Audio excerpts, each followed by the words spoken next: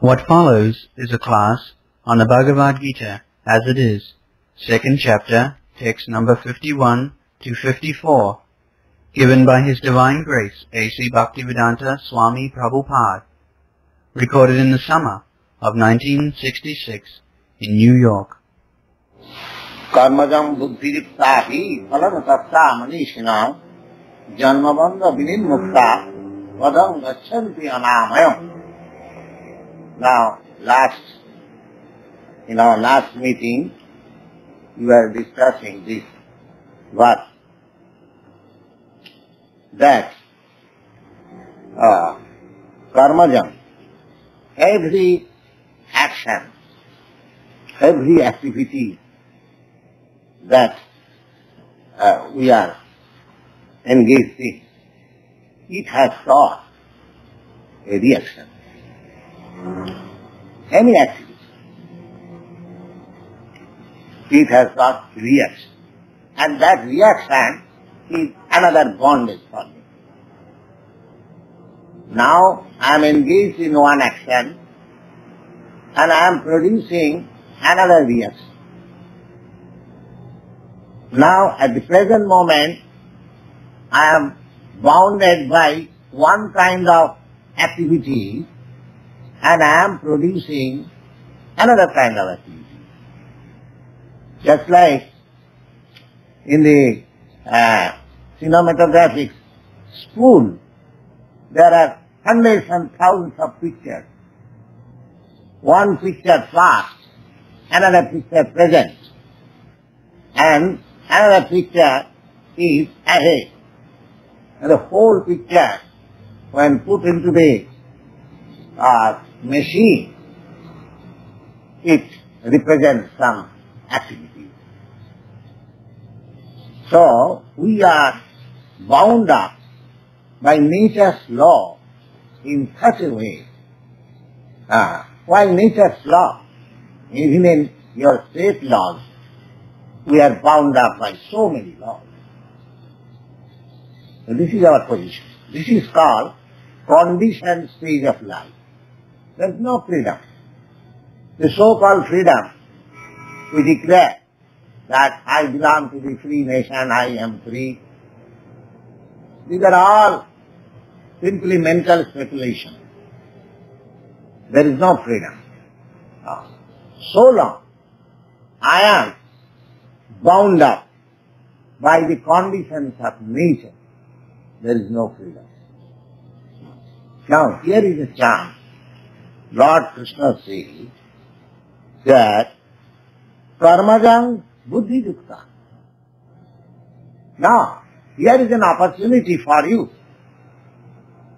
in human form of your life. You have got sufficient intelligence, and the Lord Himself is before you to enlighten your intelligence more and more. Here is the book. This book, what is spoken by Lord Krishna and Krishna, is not different, because Krishna, or the Lord, is on the absolute plane. Don't think that Krishna is absent. Krishna is present here. There is a verse in Bhagavad. Tatra tishtami narada yatra gayanti madhukta. Yes, my dear Narad, Narad is a great devotee. Perhaps you who are accustomed with Vedic literature, you have heard the name of Narad. So Narad is a great devotee, and the Lord assured him that don't think that I am living in the kingdom of God, or I am living in the heart of a great mystic, or somewhere else people may think. But I am living in that place where my sincere devotees assemble and discuss about myself.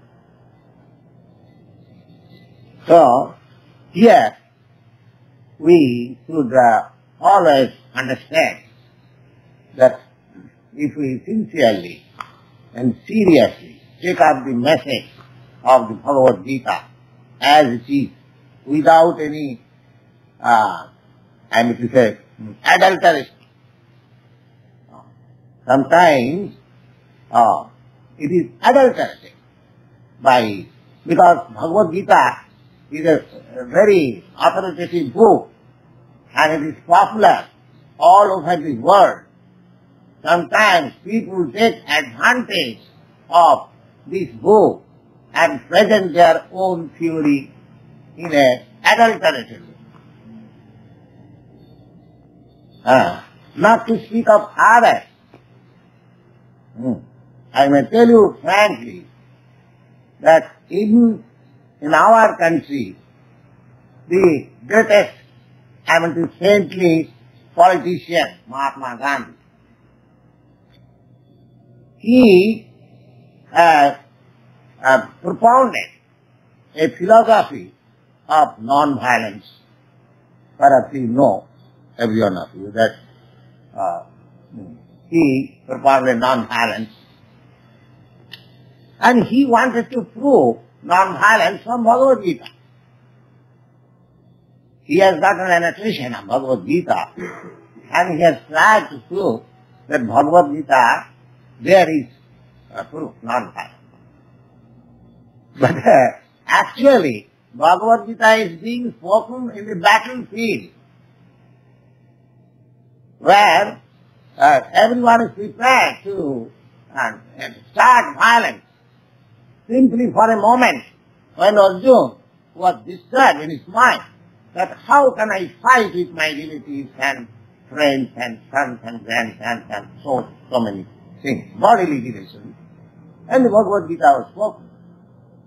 So, that is a practical thing, that Bhagavad Gita was practically spoken to induce Arjuna to adopt that. Now, Mahatma Gandhi, his philosophy was non-violence. How could he prove that Bhagavad Gita gives evidence of non-violence? No.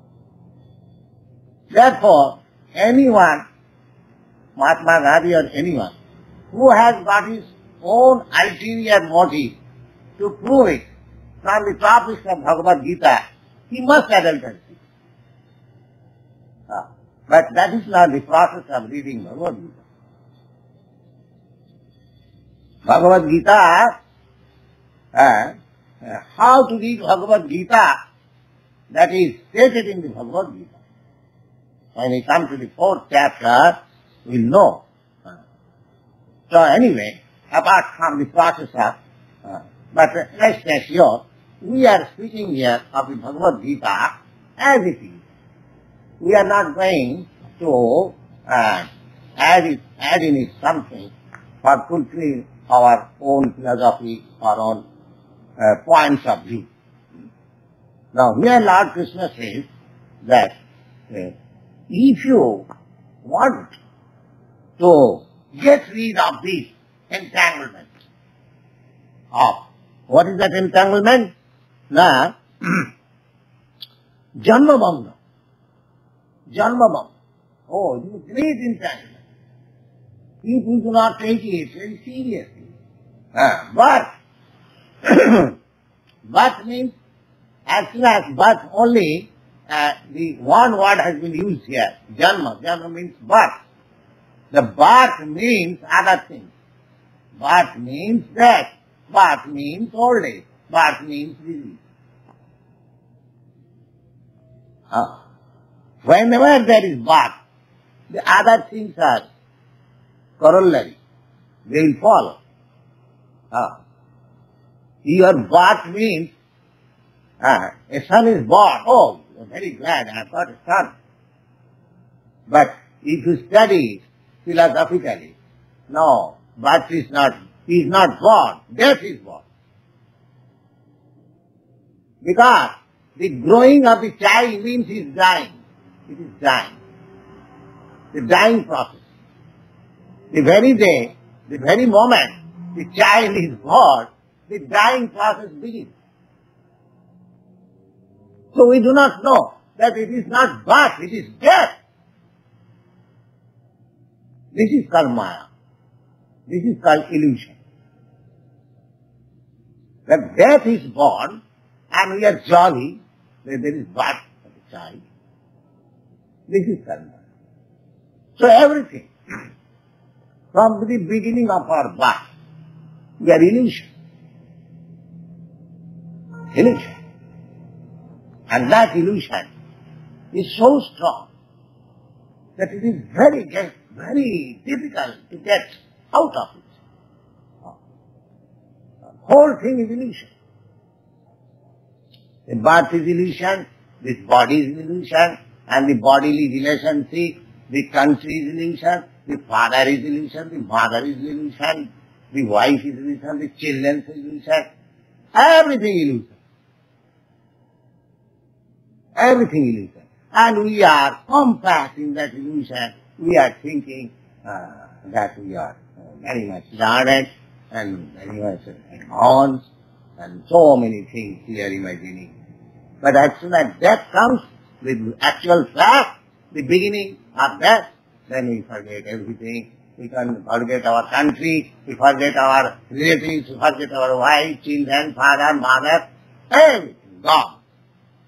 If it is a fact that I am soul, eternal, then it is a fact also that in my previous life I had my country, I had my children, I had my home, I had my father, I had my everything. But can you remember any of these things, what you were in your previous life? Either human born life or either animal life? You cannot. Death means forgetful. We have forgotten everything. Actually, there is no death for the soul. Just like you are at night, you go to sleep. That is a sort of death. And again, you get up in the morning. So death is something like that. Death is sleeping for 7 months, that's all. Without any consciousness, for 3 months without any consciousness. Or say 7 months. Death means forgetfulness. Just like at sleep, we forget everything.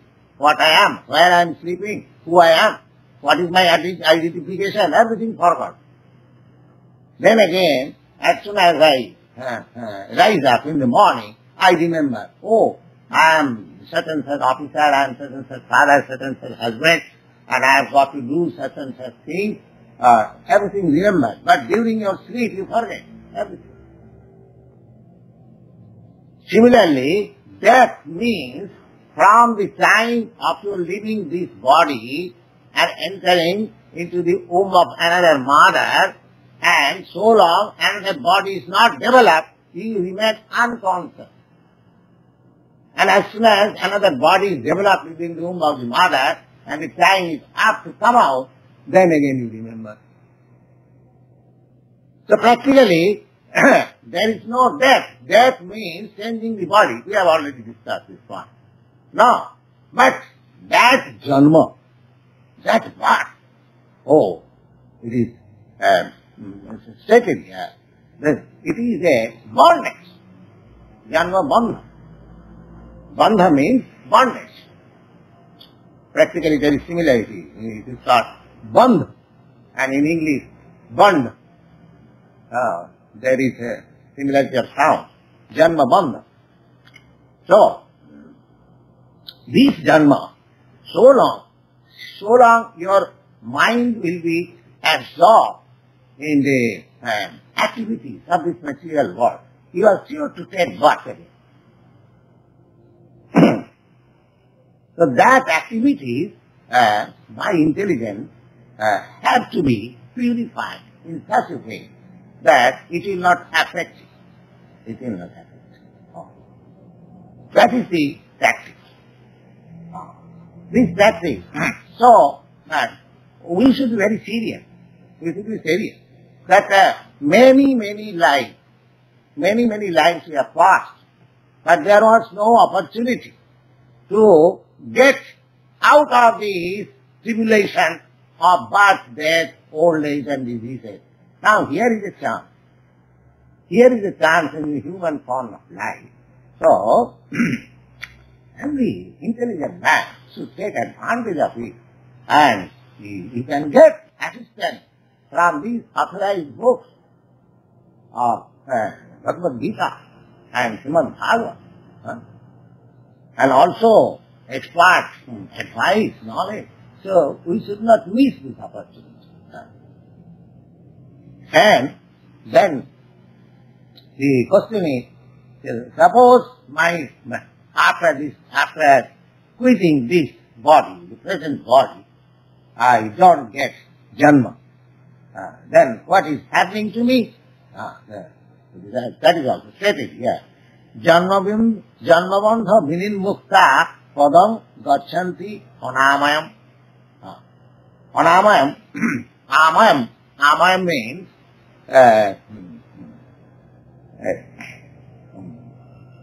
contamination. Contamination. So, this contaminated life, as soon as we give up this contaminated life, then our promotion is in the uncontaminated atmosphere. Anamayam. Anamayam. Anamayam means Vaikuntha. Vaikuntha means where there is no anxiety. I think about this anxiety we explained to you in our last meeting. So we are getting promotion. We are getting promotion to a life where there is no birth, no death, and no disease, no old age. And that means we come to a normal life. Normally we want. Nobody wants disease. Nobody wants death. Nobody wants old age. Nobody wants to suffer the, miseries of birth. Oh, there are great miseries when you are in the womb of the mother. All tightly packed up and in a bag, suffocated bag. We do not know how do we live. And if we put again into that position, it will be very difficult. We cannot be for 3 seconds. But by the arrangements of nature or God, we live within the womb of our mother for 10 months in that position. But we have forgotten. But just imagine in how much trouble I was. That is these things that we thought. That is intelligent thought. Now, here is a chance that you can get rid of these, all these miseries. The miseries of birth, the miseries of death, the miseries of old age, miseries of disease. Now we are speaking the synopsis. The Bhagavad Gita, the second chapter, is the synopsis, what will be elaborately explained. Not very elaborately, but still more clearly it will be explained in later chapters. Now, Bhagavad Gita is the preliminary study of the Srimad Bhagavatam. Just like introductory study. Now, how we can practically get into such activities which will not bound me, in the reaction. That is explained in the Srimad Bhagavatam that Sabai punsa paro dharma jato bhakti radho khaji ahum putiya pratihata jayatma suprasidati. Atma suprasidati. Atma means self. Our present position is that we are not happy. We are always full of anxiety.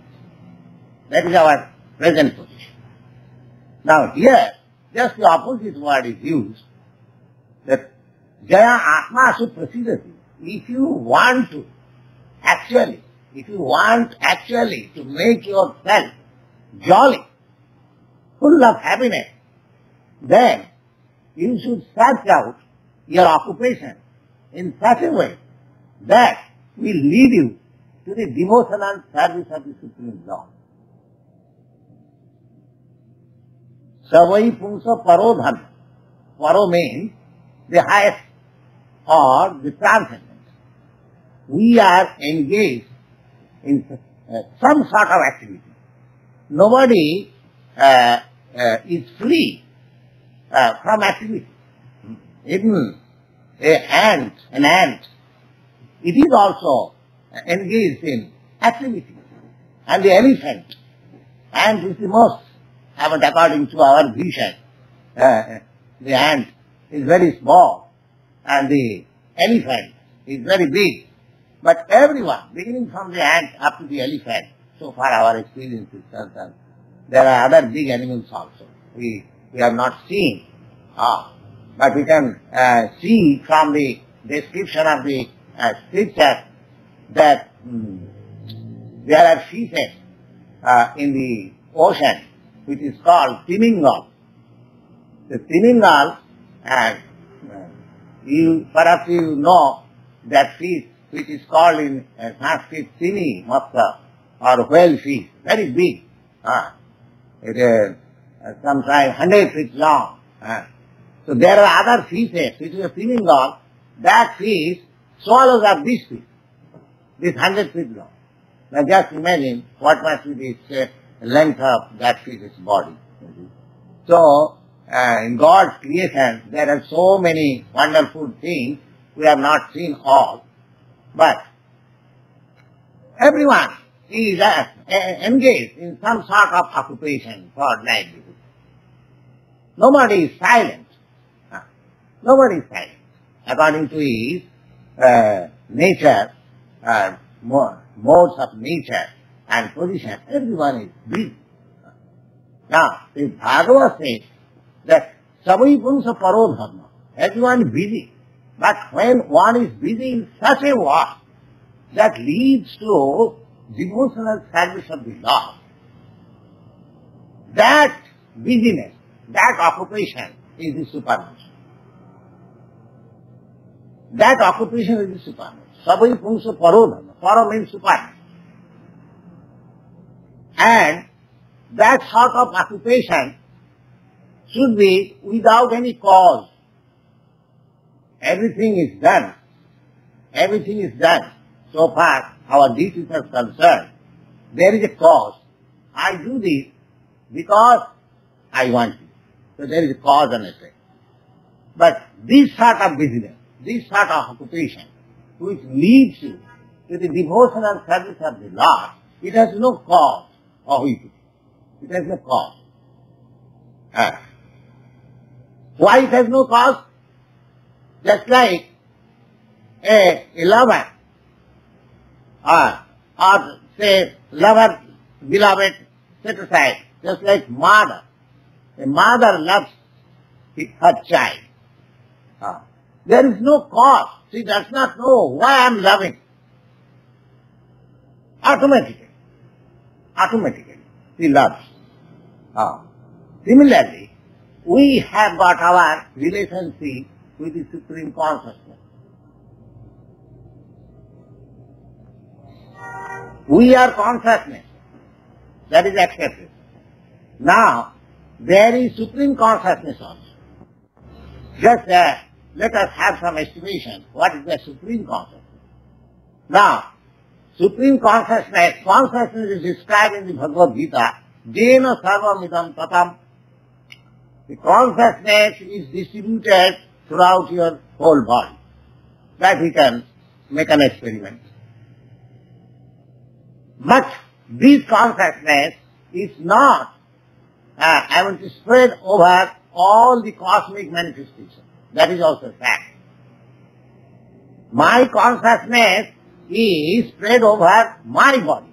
your consciousness is spread over your body. I do not know what you are thinking now. And you do not know what I am thinking. Therefore, my consciousness is individual, your consciousness is individual. But there is the super soul who knows what you are thinking and what I am thinking, what he is thinking, everyone thinks. That is super consciousness. So, super consciousness and individual consciousness. So, our relationship, the super consciousness and the individual consciousness is eternal. Eternal. They cannot be, separated. Therefore, my position is just like there is superior one and the inferior one. Inferior one is subordinate to the superior one, and inferior one is to act according to the superior one. Just like it is taught here that Krishna is the super consciousness. He is trying to convince Arjuna that you act according to my direction. Because you are individual consciousness, subordinate to me, and I am super consciousness. And in the last phase of Bhagavad Gita, you will see that he summarized, Lord Krishna summarized, the Sarva Dharman Parityajya Mamekam Saranam. You just surrender. This is the substance of everything. So, therefore, the conclusion is that the individual consciousness should surrender to the supreme consciousness and act accordingly. That is the position of standing on the conscious plane. That is the position of conscious plane. And Srimad Bhagavatam also says that Savai Purusha Paro Dharma, the activity, the occupation, the business, that which leads us to that consciousness. That consciousness, that I am subordinate to the supreme consciousness, and let me act according to the supreme consciousness. Without any cause, without why I shall act. There is no such question. It is automatic. Automatic. Just like a little son and the mother. The little son is automatically subordinate to the mother. Whatever the mother says, the child acts. The mother is completely dependent. Similarly, as soon as we make our consciousness completely engaged in the service of the supreme consciousness, that is our liberated position. That is our liberated position. And in that liberated position, whatever we do, there is no reaction. That is transcendental position. So what Sri Krishna says here, that karmajam, that any work which you are performing, that is creating some reaction for future enjoyment or suffering. But if you act intelligently, in collaboration with the supreme consciousness, then you will be free from this bondage of birth, death, old age and diseases. And in your next life, this is a training period. This life will be a training period. And as soon as you are fully trained up, then the next result will be that after giving up this body, we come to my kingdom. Tapta deham punarjanma naiti mameti kaunte. So this is the whole part. So that sort of business, which will lead us to the position when we shall be dovetailed. We shall be dovetailed in the supreme consciousness. Just like this morning I was giving an example. It's like one motor car is passing on in 60 miles speed and a cyclist also going on. If the cyclist catches the motor car, he can also proceed with the same speed, 60 miles speed, without even paddling. Similarly, if we can join our consciousness with the Supreme Consciousness, then our whole life becomes successful. That is the point. Now, how to join it? The religion. This whole worldly religious process is the same, I mean to say, experimental or formulas or rituals, so that one may become adopted with the Supreme Consciousness. Every religion. But if we become attracted by the rituals only, or formulas, and quarrel on that point, that, oh, my Bible says like this, and I say, no, my Veda says like this. The Muslim says that, no, my Quran says like this, yours is not right. Then we become attached to the rituals only. We forget the right point. The right point is, the whole process is, how to dovetail myself with the Supreme Consciousness. Going to the church, it is not a formality, but the real thing is to elevate myself gradually, to dovetail myself to the Supreme Consciousness of Lord. That is the real formula.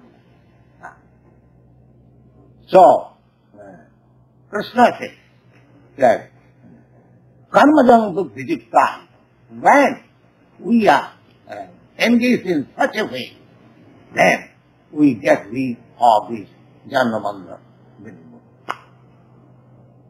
And next sloka is Jadate mohakalila gantashi nidvedam sotabvasya sutasya. When you are elevated to that platform, dovetailing yourself with the Supreme Consciousness, then there is no more requisition for understanding the scripture or the rituals or the religious process. We are transcendental to that. All these corrections. Jadade mohakalina buddhidvati karishyati. When your consciousness is adopted in cooperation with the Supreme Consciousness, then you are transcendental to the position of this illusory stage. Jadate mohakalina buddhidvati karishyati sada gantashi nidvedam. At that time, you become callous to all these rituals, because your position and your activities are fixed. Sotabhasya sutasya. Whatever you have heard and whatever you have to hear in the future, all things. Therefore the whole thing depends how to adjust ourselves to that Supreme Consciousness. And if we cannot, the next verse in the Srimad Bhagavad says, the dharma sanishtita pumsa vishakshena kathasudha no padayava tinjati samayeva hi kevalam. Samayeva hi kevalam. If by performing all religious rituals very nicely and very perfectly, if we fail to dovetail ourselves with the Supreme Consciousness, then all our labor for performing these rituals and religious performances, they become only labor of love. It has not produced anything substantial.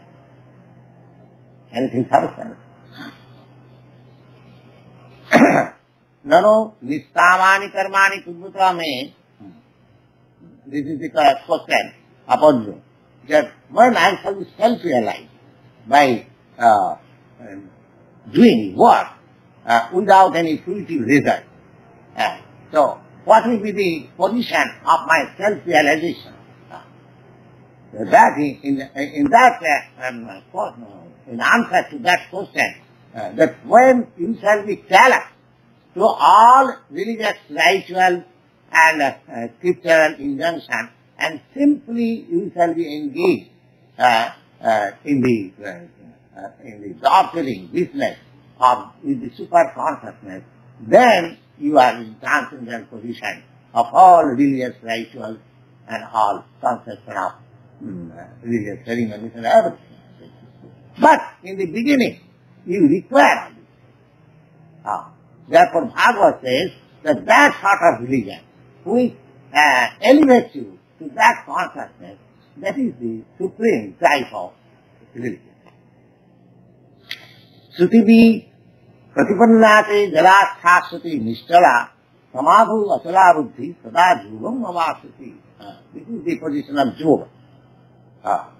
Yoga, samadhi means to be always situated in the super consciousness,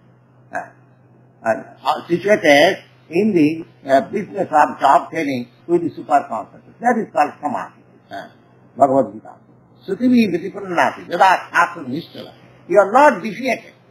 Even by hearing so many other things, if you are not defeated, then that position is called samadhi, and that position is the highest position of your life. Now, Krishna is being questioned by Arjuna that what are the symptoms of such person who is already in that position of dovetailing the individual consciousness with the super consciousness. What are the symptoms? Arjuna Vasa, Sita Pragnasya Bhasha, Samadhi, Tasya Kesava, Sitadhi King Prabhasita, Kimasita Bhajita King. Now, Arjuna says, my dear Krishna, will you kindly explain what are the language, how a person who is already in transcendental position, how does he speak, how does he act, and how does he live, how does he move, all these things. Because in our present life, we have to act. Activities not stop. Simply, the activities are to be adopted in a certain way that we can join ourselves with the super consciousness. Now, when such thing is performed, when actually one is adopted with the super consciousness, what are the symptoms of his life? This is being questioned by Arjuna. And Lord Krishna, Sri Bhagavan was. You will find always in Bhagavad Gita that although Krishna is speaking and the word Bhagavan is used, because Krishna that very word means the supreme personality of Godhead. Just like we have recited this law, Ishara Parama Krishna Sachidananda Vigraha Anadi Adi Govinda Sarva Karana Karanam. So, Krishna and Bhagavan is identical. So here, you see in the Bhagavad Gita, instead of and mentioning that Krishna says, when Arjuna is speaking, it is clearly said that Arjuna says, but when Krishna is speaking, it is said, see Bhagavan, the personality of God is speaking. Now, Sri Krishna answering, the symptoms of the self-realized personality. So, what is that first symptom? Is Prajahati jada kaman sarvan partho manogatan atmani eva atmana tushta sthita prajna saduchyati. The first principle of, the first symptom of a self-realized soul is that he does not make any plan for his prosperity. Yeah, because we are always busy in making plans. Now, after this, we shall do this. After this, we shall do this. But one who is self-realized, he has no plan. Because he has adopted himself with the Supreme Consciousness, so for himself he has nothing to do. He simply depends. He simply depends on the Supreme Consciousness. It is very elevated state, you see, that completely he surrenders himself, and but we should not be, imitating this. This is of course spoken for the high state. But we should, without coming to that high state, we should not imitate. When Krishna is asked, he must give the proper answer. So he is giving the answer that prajahati jata kaman sarvan partha manogata. Because our mind is the factory of creating so many plans. So many plans. But one who has adopted himself, he has nothing to do with plan making, because everything is taken up by the Supreme Consciousness. He has simply to follow. Therefore he has, for himself, he has no plan. He has no plan. This is the first thing. But without reaching that stage, we should not pose ourselves that I have nothing to think, I have nothing to think of future, past, or anything. No, gradually we shall come to the stage when there will be everything done automatically. But in the present moment, we should give up plan making. But we shall have to take up the plan of the Supreme Consciousness.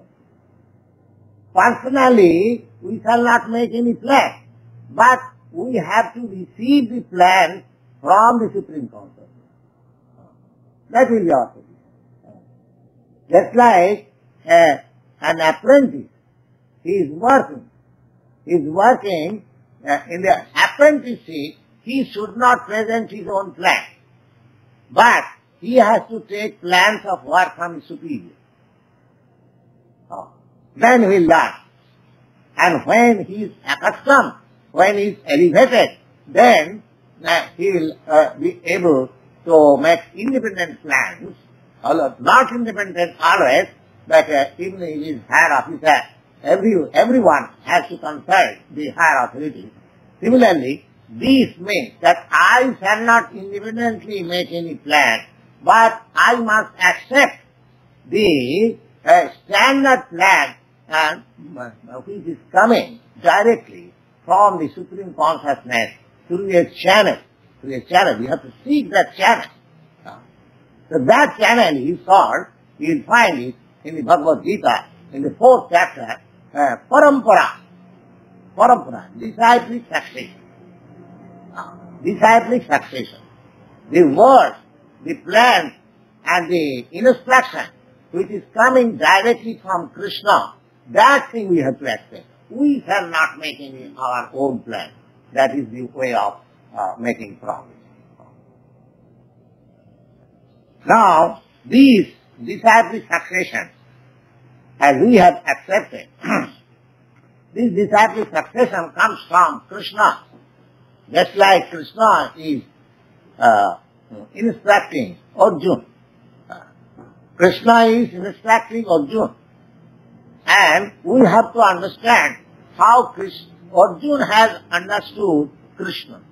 And if we follow the understanding of Arjuna, then we are following the parampara system or the disciplic succession. That is the process.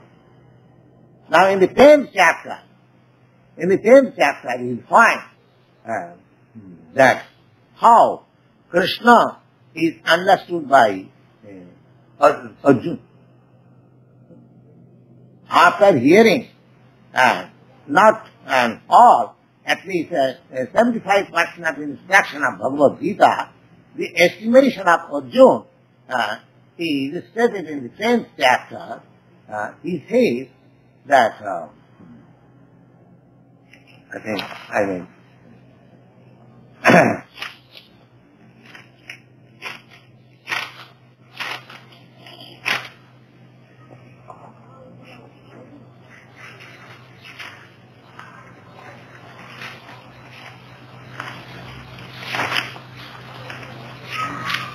Yes. Arjuna, after understanding Krishna, after his instruction, he says that automatically he says, Parang Brahma Parang Dhama Pavitram Paramam Bhavan Purusam Sashatam Divyam Adi Devam Ajam Vibhum. Krishna, now I understand it, that you are Param Brahma. Param Brahma means the supreme spiritual identity. Every one of us is Brahma. You are Brahma, I am Brahma.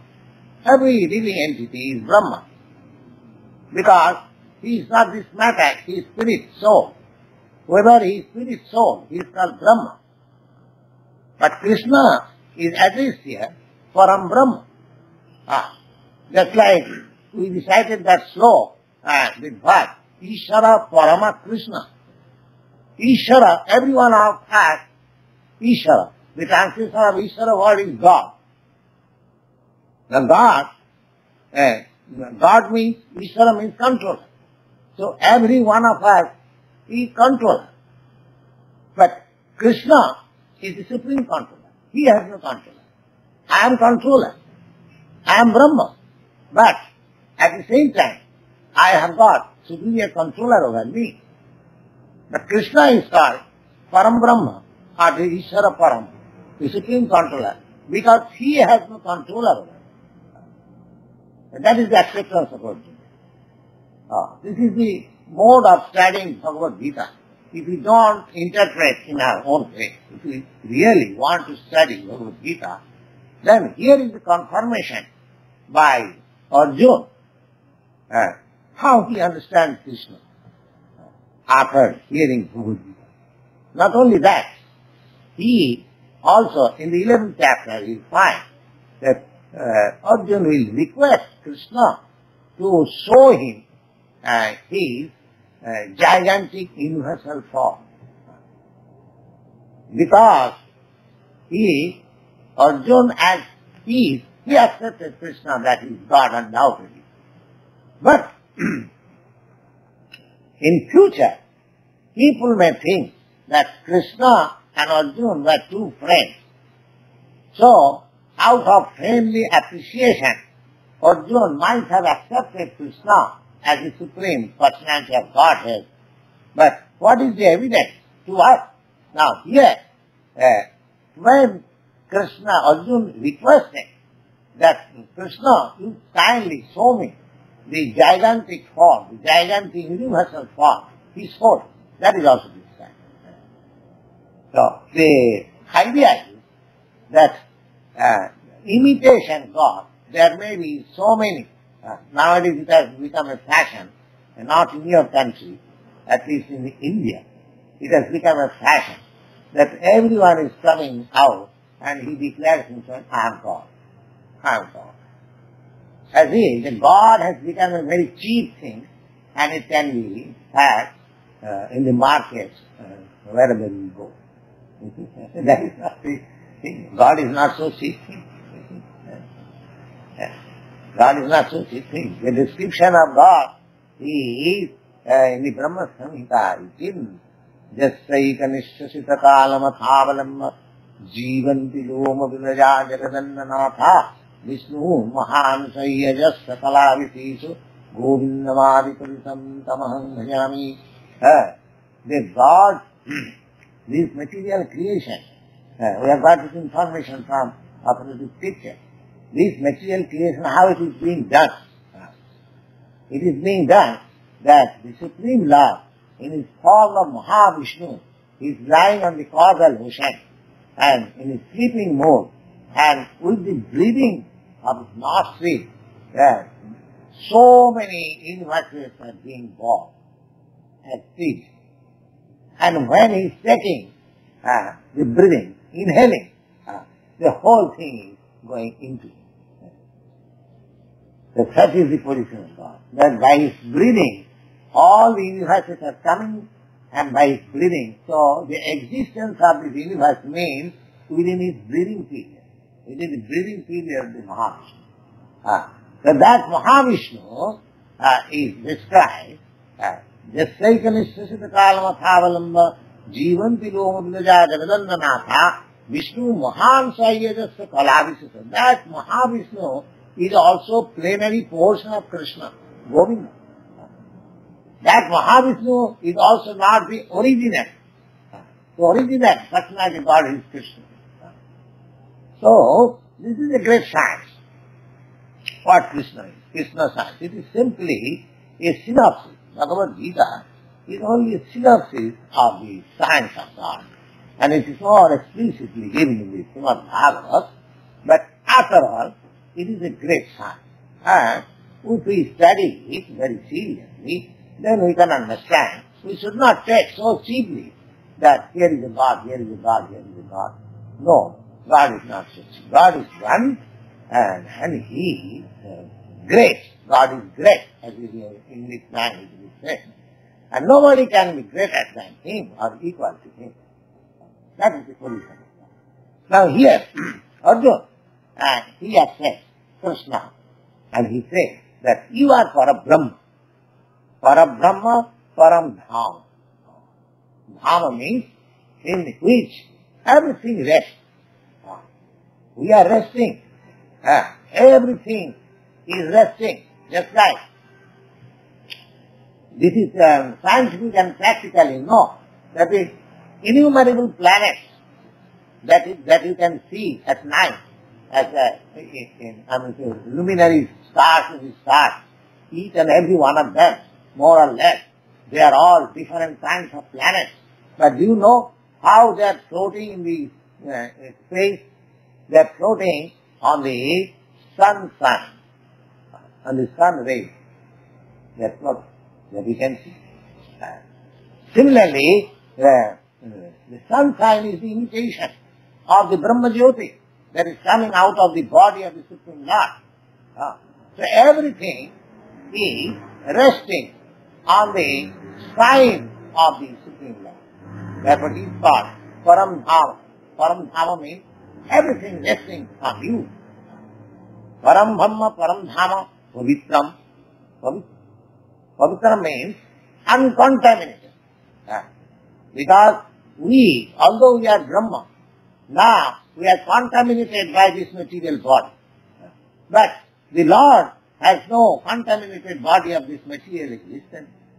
We have already noticed. Ishvara Parama Krishna Satchidananda Vigraha. Satchidananda Vigraha means his body is full of bliss, full of knowledge, and it is eternal. That is completely distinct from this body. So when there is description of the Lord that he is formless means he is not of this form. He has got the Satchidananda Vigraha, a different element. Therefore he is called Pavitra and Paramam Bhava. He is the supreme original. Purusam Shastratam Vidyam Adi Devam Ajam Devam.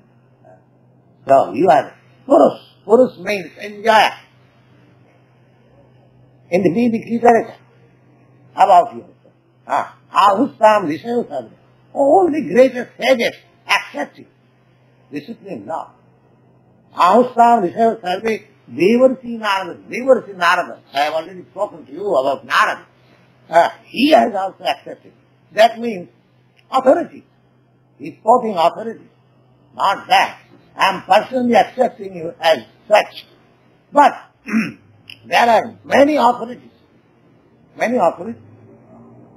So, we have to understand about the science of God from the extraordinary activities and confirmed by the authorities, accepted by the revealed scripture, then we have to accept. You see? Not blind. So Arjuna is giving that evidence. You see? Asito devala braka, sayanchaiva brahmisi me. You are accepted by such authorities like that, and I have the opportunity that I hear all these from you directly.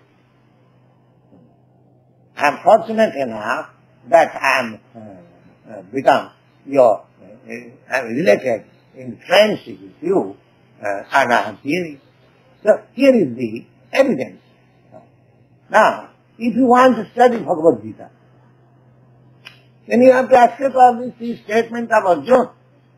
Because Bhagavad Gita was explained directly to Arjuna. And if you don't accept the appreciation of the direct person who heard Bhagavad Gita, then whom do you believe?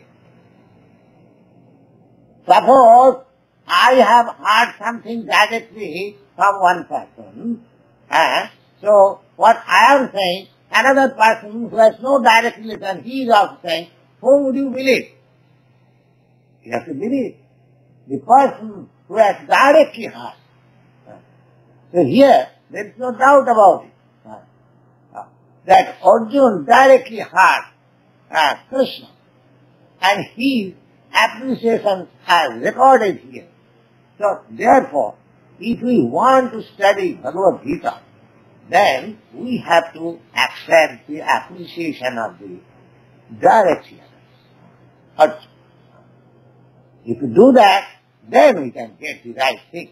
But if you change it for our ulterior motive, as so many annotators are doing in the case of Bhagavad Gita, then we cannot be able to understand what is Bhagavad Gita.